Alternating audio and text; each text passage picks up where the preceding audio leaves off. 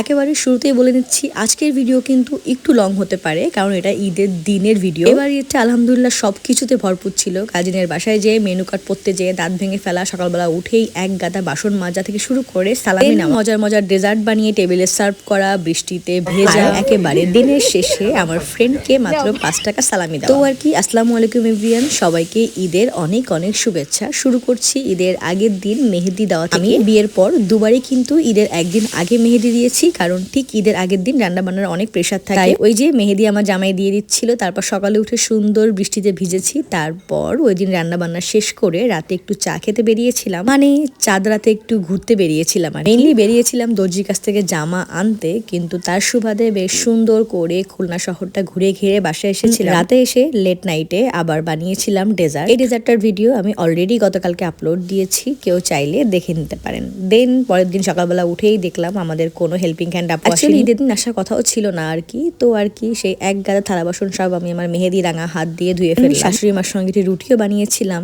তারপর টেবিলে একে একে সমস্ত ডেজার্ট গুলো সার্ভ করেছি। এবার অন্যান্য কিছু রান্নার প্রেশার থাকার কারণে ডেজার্ট আইটেম খুব একটা বানাতে পারিনি। তারপর রেডি হয়ে এসে জামাইয়ের কাছ থেকে সালামি নিলাম। দেন সালামি নেওয়া শেষ করে একটু রেডি শেডি হয়ে আমরা বেরোনোর জন্য প্রিপারেশন নিচ্ছিলাম। আলহামদুলিল্লাহ বিয়ের পর আমার হাজবেন্ডের সাথে এটা আমার দ্বিতীয় ঈদ। ও দুটো ঈদেই কিন্তু আমাকে নিয়ে সুন্দরভাবে ঘুরে বেরিয়েছে। ঈদের দিন বাসায় বসে ঘুমাতে হবে এই ধরনের কাজকামও করেনি, এটা দেখে বেশ ভালো লাগে। এবারে আমি যেখানে যেখানে যেতে চাই সেখানেই আমাকে নিয়ে যায়। যেমন সেদিন ফার্স্টেই রেডি হয়ে গিয়েছিলাম পিউয়াপুর বাসায়, যেটা আমার লাইফের প্রথম গন্তব্য বলা যায়। তো আর কি আপুর বাসায় যেয়ে দেখলাম আপু বিশাল কিছু অ্যারেঞ্জ করে ফেলেছে। এরপর দুলাভাই স্পেশালি আমার জন্য এক বাটি চটপটি বানিয়ে এনেছিল। মাশাআল্লাহ, আপুর রান্নার কথা কখনো বলে শেষ করা যাবে না। এরপর দেখলাম আপুর ডেজার্ট সেকশনটা দেখেই খুব ভালো লাগছিল, তাই আমি একটু সুন্দর করে আপুর পুরো ডেজার্ট সেকশনের ভিডিও করছিলাম। মাশাআল্লাহ সবকিছু দেখতে না খেতেও এত মজা হয়েছিল কি বলবো। এনিওয়ে তো ওখান থেকে আমরা টুকটাক খাওয়া দাওয়া শেষ করে বেরিয়ে পড়ি আমাদের নেক্সট ডেস্টিনেশনে,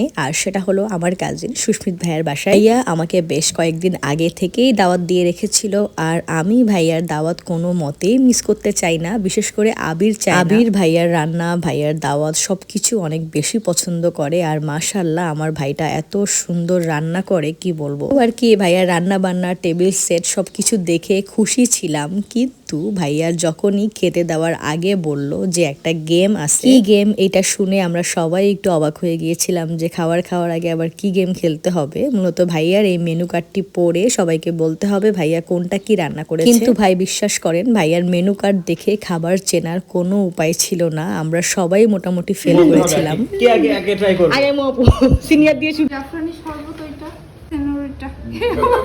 এই যে ফার্স্টেই আমরা আমাদের সিনিয়র কাজিন আপুকে দিয়েছিলাম পুরোটা পড়ে বোঝানোর জন্য, কিন্তু আপুও কিন্তু দু একটা আইটেম মিস করেছিল। আর আমার জামাই তো কি বলবো, সে অনেকগুলো আইটেমই মিস করে গেছিল, দেখে বুঝতেই পারতেছিল না। এরপরে আসে আমার পালা। ভাইয়ার একটা চাটনির আইটেম মিস করে যাই, এটা আমরা কেউই বলতে পারি না। তারপরেও ভাইয়া বলে যে ভেবেছিলাম তোদেরকে খেতে দিব না বলতে না পারলে, কিন্তু যেহেতু বাসায় এসেছিস তাই খেতে দিলাম। তারপর আর কি সব মেনু চিনতে না পারলেও আমরা শেষমেশ খাবার পাই। আর মাশাআল্লাহ এত সুন্দর করে লাঞ্চ করেছিলাম সেদিন, একেবারে ঈদের একটা পারফেক্ট লাঞ্চ বলা যায়। ভাইয়া সবকিছু রেডি করেছিল নিজে হাতে সারা রাত জেগে। দেন লাস্টলি ভাইয়া একটা ম্যাঙ্গো ডিলাইট বানায়, যেটা খেতে আরো মজা ছিল। তারপর ওখান থেকে বেরিয়ে আমি আর আমার জামাই অ্যাজ ইউজুয়াল একটু চা খাই, তারপর যাই আমার আব্বুদের বাসায়। আব্বুদের ওখানে যে খুব বেশি ভিডিও করা হয়নি, কারণ খুব বেশি টায়ার্ড ছিলাম। আবার এরপর সন্ধ্যার পরপরই ব্যাক করি, কারণ আমার ফ্রেন্ড মিতুল বাসায় এসেছিল। মিতুল সেদিন খুব কষ্ট করে সালাম টালাম করে মাত্র 5 টাকা সালামি পেয়েছিল। হ্যাঁ, এই সালামি দেওয়া নেওয়া নিয়ে যে একটা সুন্দর মুহূর্ত ক্রিয়েট হয় এটা কিন্তু ভালো লাগে, কারণ আমার কাছে মনে হয় ঈদের আসল মজা এটাতে। এ নিয়ে তো আমার ফ্রেন্ডরা চলে গেলে আমি আবার কিচেন পুরোটা সব ক্লিন করে ধুয়ে টুয়ে তারপর ঘুমাই আর কি।